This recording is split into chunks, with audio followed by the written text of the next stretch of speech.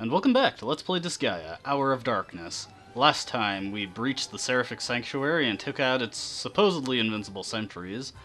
And this time, we're going to head further in.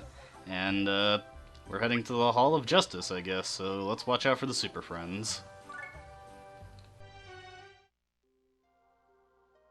Master Vulcanus! Because you were just a trainee, I underestimated you. But now that you've defeated greater demons, as well as angelic sentries, I must recognize your strength. What's going on? He got so serious all of a sudden. Did he hit his head or something? Beats me. These angels. You never know what they're thinking. Were you referring to me too? Of course I was. Silence! Where are your manners? Don't you wish to know my true purpose? Your purpose? I bet it's just some selfish fantasy. No, if he thought it was necessary to involve the Earth and humankind, then it must be something really important. You are correct. My goal is noble indeed. To become the absolute ruler of the entire universe. Absolute ruler? Gee, I'm disappointed. Like Curtis said, you're just fulfilling a selfish fantasy.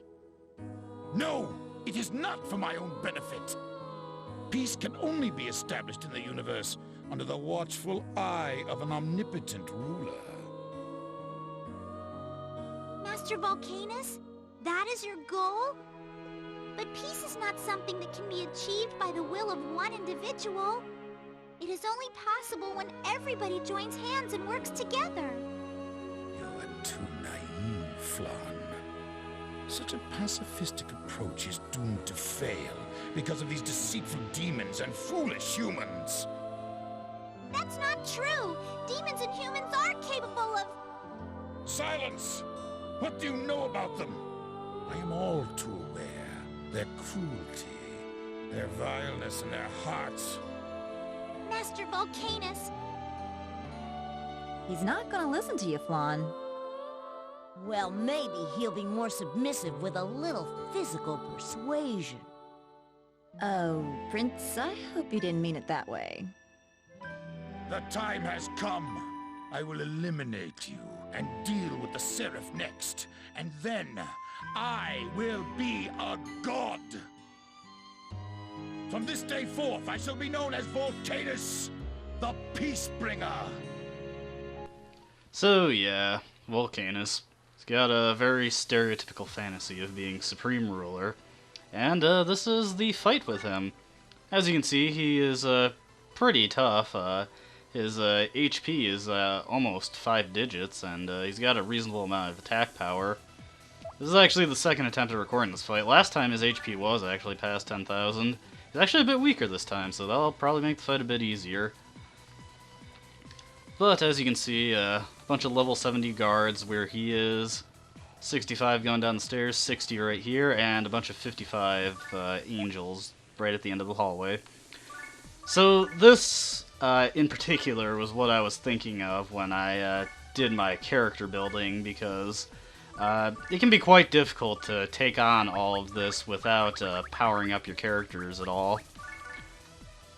At the very least, I would have felt it necessary to do the weapons training that I did.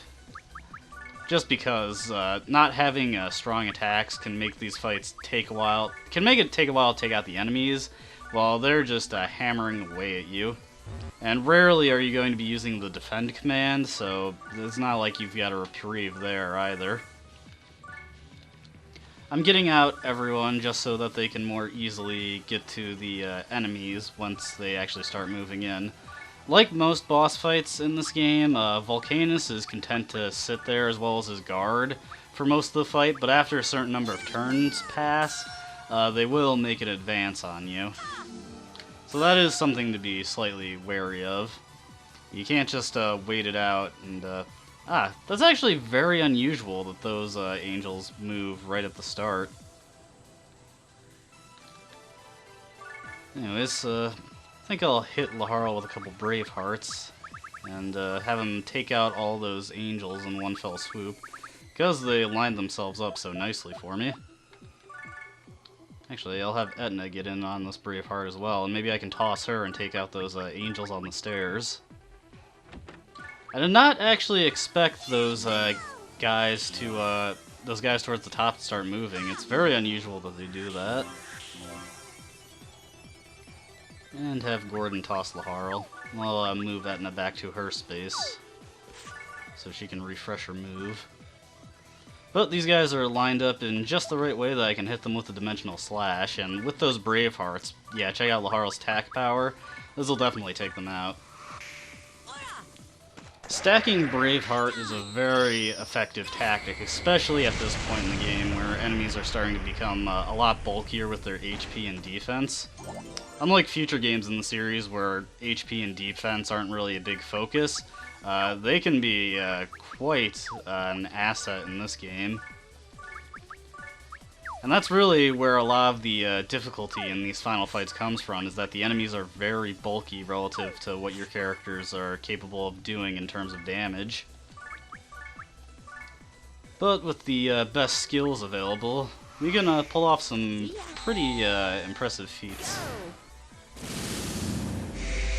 Of course, having one of the best weapons in the game equipped on one of your characters is also a pretty big plus.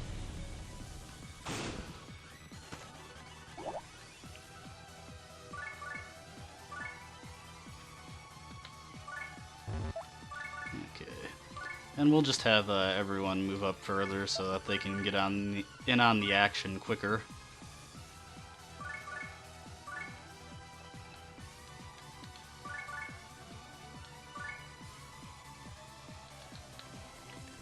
I am a little disappointed that I can't use my characters more evenly in this game, but that's really the problem with trying to use a full force in this game, is that some characters are just going to stand out more than others, like especially like with Laharl, and now Etna's got a very powerful weapon, so she just can do way more than, say, what Helena can do, who's using one of the subpar weapon types of the game.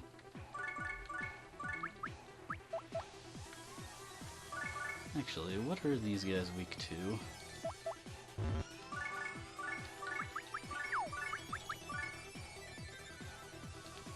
I have an idea. First, what I'm gonna do is get some Brave Hearts going again.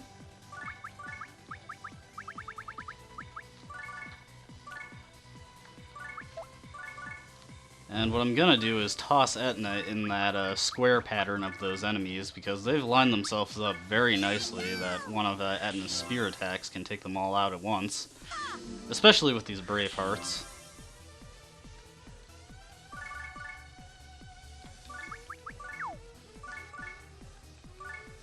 This is something that I always felt about strategy RPGs. It always feels like characters with very high move stats always dominate the game, just because they can get to the action much quicker than your other characters. There we go. Especially in Disgaea, it's just with very specific ranges that your skills can be used. Generally, the only characters who can get by with their low movement ranges are spellcasters, because they have a huge casting range.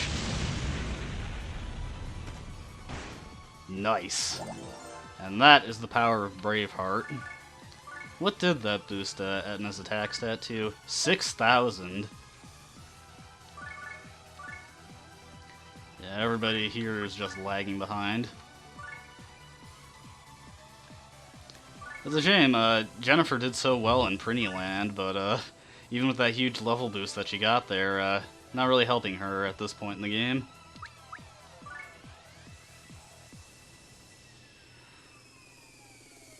Yeah, I've been saying this, but it's very weird to have the angels move so early from their top spot at the beginning of this stage. That pretty much never happens.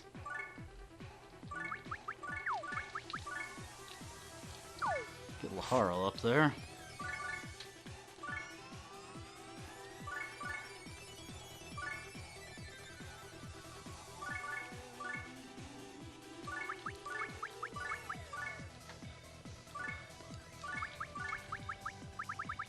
Yeah, Braveheart, I said this earlier, and I didn't really get a chance to show it off for most of the game, but this is why Braveheart's one of my favorite spells in this game. You can just stack it so many times, and eventually you can hit double what your base attack stat is.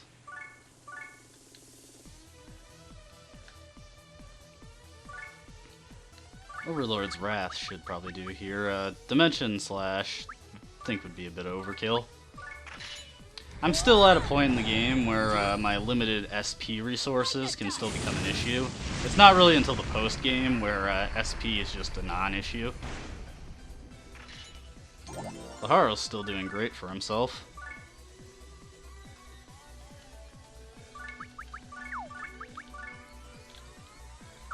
But yeah, like I was saying, it's a little disappointing that I went to the effort of making a full force, and ultimately I'm just playing kind of the same way I would if I had just used like 2 characters throughout most of the game. Or maybe not 2, but definitely, like, as funny as it sounds, I might have been able to pull off more diverse strategies if I was just using like 4 or 5 characters.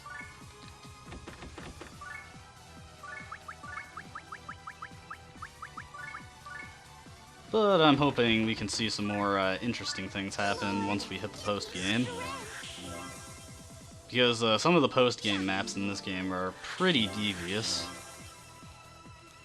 But not in a way that's just annoying. That was a big problem I had with Disgaea 3 and 4. Their post-game maps just were obnoxious to deal with. Yeah, I probably could have just used Overlord's Wrath, because it killed those last 2 just fine. And here I'm go about this spiel of not being wasteful. Oh well. I defend that action like I defend a lot of the actions in this game. I did it because it was cool. You know what? I'm gonna back up and just let Vulcanus come to us.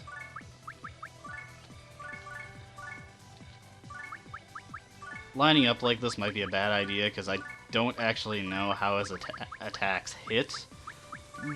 But with everyone defending, it shouldn't be too big of an issue. And I'm just stacking Braveheart here because it degrades every turn.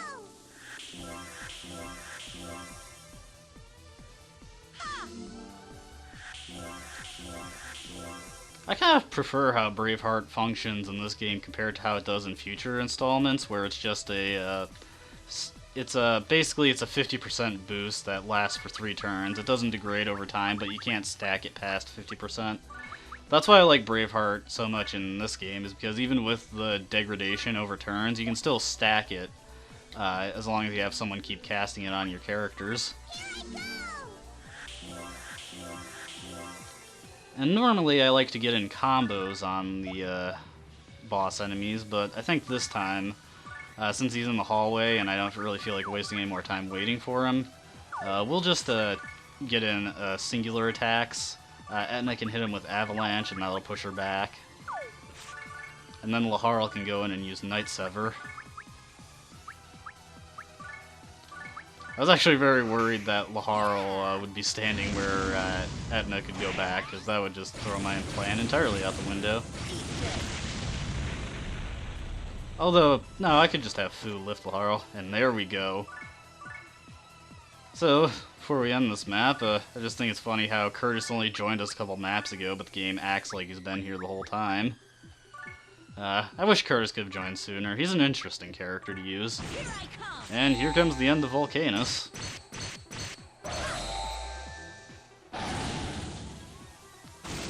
Couldn't have happened to a nicer guy. But that was actually the penultimate map of the game. So, one more map to go after this.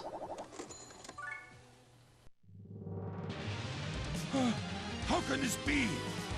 My goal, my duty, my dream, they've all been shattered by these heathens. Have you still not realized it, Master Vulcanus? You wanted to bring peace to the universe regardless of the means. Even if you had succeeded, could you call it true peace? Please consider us as an example, Master Vulcanus. We have worked together to come this far with our hearts united as one. Can this not be considered the first step towards peace? Ah! Enough of your idealistic rambling! You thought your misguided words would convince me to repent?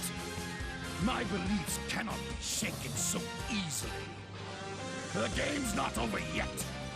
I'll just convince the Seraph to finish the job for me. You and me can kill each other.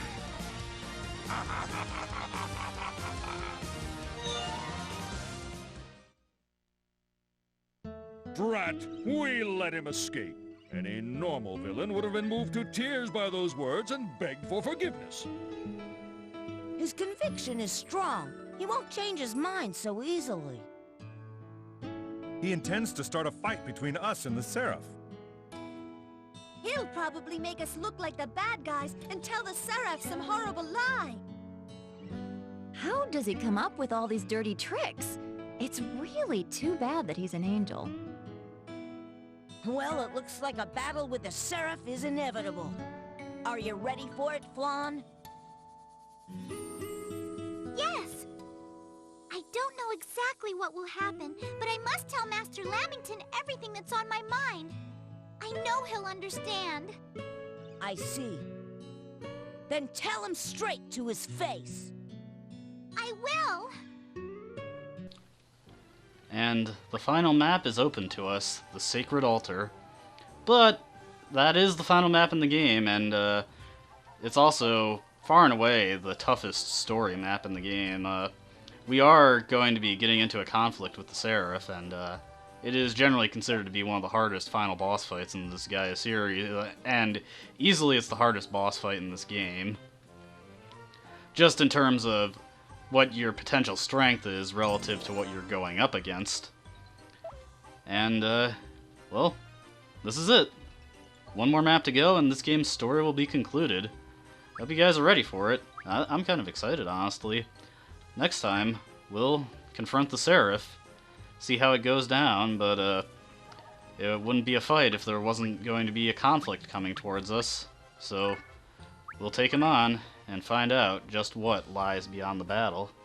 I hope you enjoyed watching, and please, have a nice day.